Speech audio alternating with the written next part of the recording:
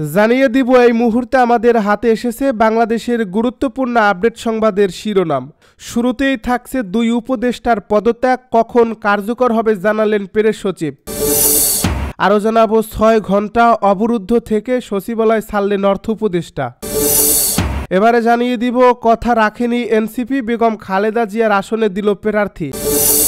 আরও জানাবো মোবাইল ব্যবসায়ীদের সড়ক অবরোধ, এক দফা দাবিতে উত্তাল। এদিকে এনসিপি থেকে লড়বেন বিএনপির মনোনয়ন বঞ্চিত সেলিম বালা। সব শেষে জানিয়ে দিব বিদেশি আইনজীবী আনতে চান সালমান ও আনিসুল। এতক্ষণ শুনছিলেন হাতে থাকা আপডেট সংবাদের শিরোনাম, এবারে বিস্তারিত। তবে তার আগে অনুরোধ রইল ভিডিওটিতে একটি লাইক এবং কমেন্ট করে জানিয়ে দিন ভিডিও সম্পর্কে আপনার মূল্যবান মতামত। আরও জানিয়ে দিন ভিডিওটি কোথা থেকে দেখছেন বা কোন জেলা থেকে দেখছেন। দুই উপদেষ্টার পদত্যাগ কখন কার্যকর হবে জানালেন প্রেস সচিব। প্রধান উপদেষ্টা ডক্টর মোহাম্মদ ইউনূসের কাছে পদত্যাগপত্র জমা দিয়েছেন উপদেষ্টা পরিষদে থাকা মাহফুজ আলম ও আসিফ মাহমুদ সজীব ভূঁইয়া। বুধবার বিকাল ৫টায় প্রধান উপদেষ্টার কাছে তারা তাদের পদত্যাগপত্র জমা দেন বলে জানান প্রেস সচিব শফিকুল আলম। রাষ্ট্রীয় অতিথি ভবন যমুনায় উপস্থিত হয় উপদেষ্টারা পদত্যাগপত্র জমা দিলে প্রধান উপদেষ্টা তা গ্রহণ করেন। পরে প্রেস সচিব জানান নির্বাচন কমিশন তফসিল ঘোষণার সঙ্গে সঙ্গে কার্যকর হবে দুজনের পদত্যাগ। প্রসঙ্গত আগামীকাল বৃহস্পতিবার সন্ধ্যা ৬টায় ঘোষণা করা হবে তফসিল। এ বিষয়ে শফিকুল আলম বলেছেন, উপদেষ্টা মাহফুজ আলম ও আসিফ মাহমুদের পদত্যাগপত্র নির্বাচনের তফসিল ঘোষণার সঙ্গে সঙ্গে কার্যকর হবে। এ সময় তিনি আরও বলেন, পদত্যাগ করা দুই ছাত্র উপদেষ্টার ভবিষ্যৎ জীবনের মঙ্গল কামনা করেছেন প্রধান উপদেষ্টা। বৃহস্পতিবার সন্ধ্যা ৬টায় ত্রয়োদশ জাতীয় সংসদ নির্বাচন ও গণভোটের তফসিল ঘোষণা করা হবে। প্রধান নির্বাচন কমিশনার এএমএম নাসির উদ্দিন জাতির উদ্দেশ্যে দেওয়া ভাষণে এই তফসিল ঘোষণা করবেন।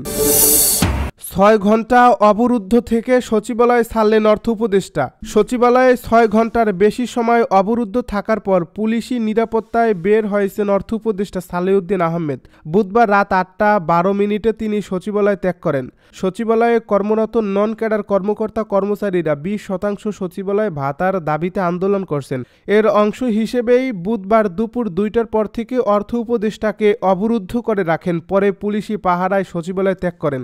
অবরুদ্ধ থাকাকালীন বিক্ষোভকারীরা উপদেষ্টার দরজার সামনে হ্যান্ড মাইক নিয়ে বিভিন্ন স্লোগান দেন।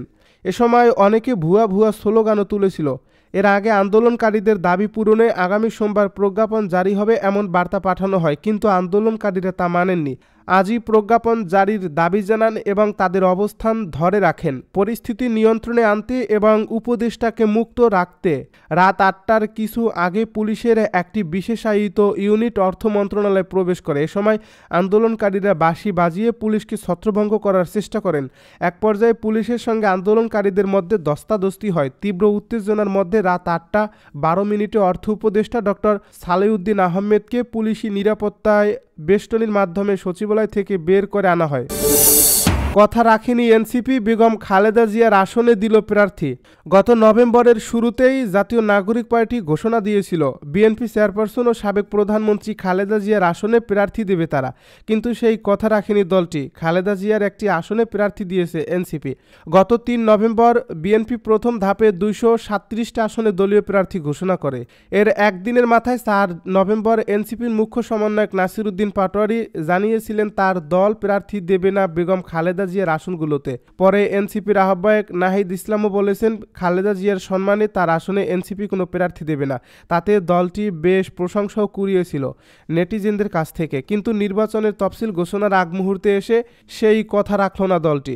আজ এনসিপি যে ১২৫টি আসনে প্রার্থী দিয়েছে তাতে দিনাজপুর ৩ আসনও রয়েছে। মোবাইল ব্যবসায়ীদের সড়ক অবরোধ, এক দফা দাবিতে উত্তাল। রাজধানীর কারওয়ান বাজারের শার্ক ফোয়ারা মোড়ে এক দফা দাবিতে বিক্ষোভে নেমেছেন মুঠোফোন ব্যবহারকারীরা। তাদের দাবি, ডাক, টেলিযোগাযোগ ও তথ্য প্রযুক্তি মন্ত্রণালয়ের দায়িত্বপ্রাপ্ত প্রধান উপদেষ্টার বিশেষ সহকারী ফয়েজ আহমেদ তৈয়বের পদত্যাগ। পুলিশের তেজগাঁও অঞ্চলের সহকারী কমিশনার মোহাম্মদ আক্কাস বলেন, মোবাইল ফোন ব্যবহারকারীরা শার্ক ফোয়ারা মোড়ে অবরোধ করার কারণে যান চলাচল পুরোপুরি বন্ধ হয়ে গেছে। বুধবার বিকেল ৫টা ৪০ এএনআইআর সংস্কার, একচেটিয়া সিন্ডিকেট প্রথা বিলোপ এবং উন্মুক্ত মোবাইল আমদানির সুযোগ সৃষ্টিসহ কয়েকটি দাবিতে ব্যবসায়ীরা সড়ক অবরোধ শুরু করেন। কিছুক্ষণের মধ্যেই পরিস্থিতি উত্তপ্ত হয়ে ওঠে। ব্যবসায়ীরা সড়কে টায়ার ও কাঠের ফালিতে আগুন ধরিয়ে স্লোগান দিতে থাকেন। এ সময় একটি গাড়ি ভাঙচুর করা হয়েছে বলেও প্রত্যক্ষদর্শীরা জানিয়েছেন।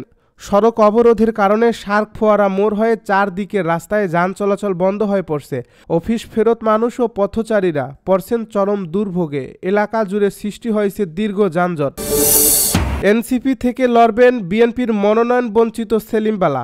ময়মনসিংহ ৩ গৌরীপুর আসনে বিএনপির মনোনয়ন না পেয়ে দল থেকে স্বেচ্ছায় পদত্যাগ করেছিলেন জাতীয়তাবাদী সাংস্কৃতিক জোটের কেন্দ্রীয় কমিটির যুগ্ম মহাসচিব আশরাফুল ইসলাম সেলিম ওরফে কবি সেলিম বালা। এবার একই আসনে জাতীয় নাগরিক পার্টির প্রার্থী হয়ে শাপলাকলি প্রতীক নিয়ে ভোটে লড়বেন বিএনপির মনোনয়ন বঞ্চিত এই নেতা। বুধবার ত্রয়োদশ জাতীয় সংসদ নির্বাচনের জন্য প্রথম ধাপে ১২৫ জন প্রার্থীর নাম ঘোষণা করেছে জাতীয় নাগরিক পার্টি।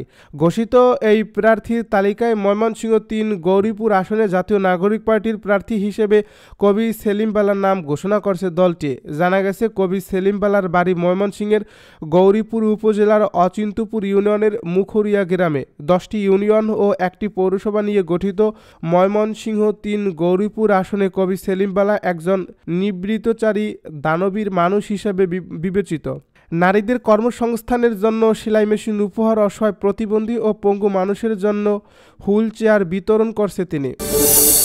মানবতা বিরোধী অপরাধ, বিদেশি আইনজীবী আনতে চান সালমান ও আনিসুল।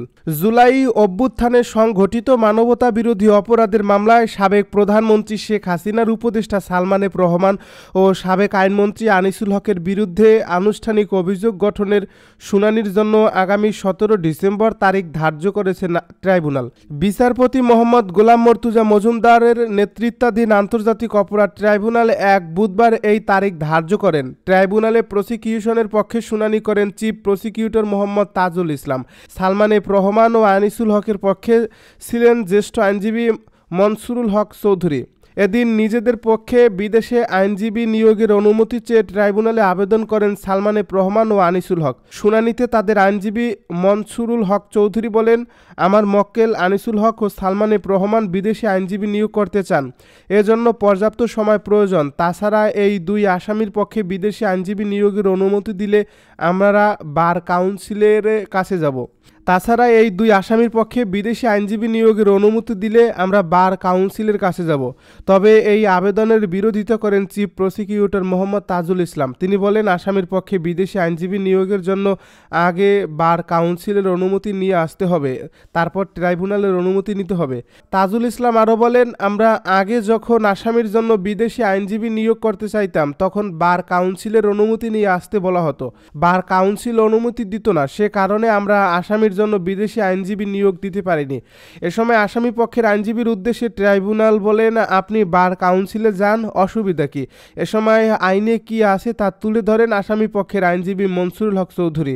এক পর্যায়ে চিফ প্রসিকিউটর বলেন, আসামি পক্ষ সব মেকানিজম করে এসেছেন যাতে বিচারটা না হয়। তাছাড়া তারা কখন বিদেশি আইনজীবী নিয়োগ দেবেন সেটার জন্য ট্রাইব্যুনাল বসে থাকবে না। এ সময় ট্রাইব্যুনালের চেয়ারম্যান মোহাম্মদ গোলাম মর্তুজা মজুমদার বলেন, আইনটা এমনভাবে করা যে একেবারে টাইট। এরপর ট্রাইব্যুনাল এ মামলায় আনুষ্ঠানিক অভিযোগ গঠনের বিষয়ে ১৭ ডিসেম্বর শুনানির দিন ধার্য করেন। তবে আনিসুল হক ও সালমান এফ রহমানের পক্ষে বিদেশি আইনজীবী নিয়োগের বিষয়ে তাৎক্ষণিক কোনো আদেশ দেননি ট্রাইব্যুনাল। যদিও ট্রাইব্যুনাল বলেন, এ বিষয়ে পরে আদেশ দেওয়া হবে। গত ৪ ডিসেম্বর এ মামলায় সালমান ও আনিসুরের বিরুদ্ধে আনুষ্ঠানিক অভিযোগ দাখিল করা হলে তা আমলে নেন ট্রাইব্যুনাল।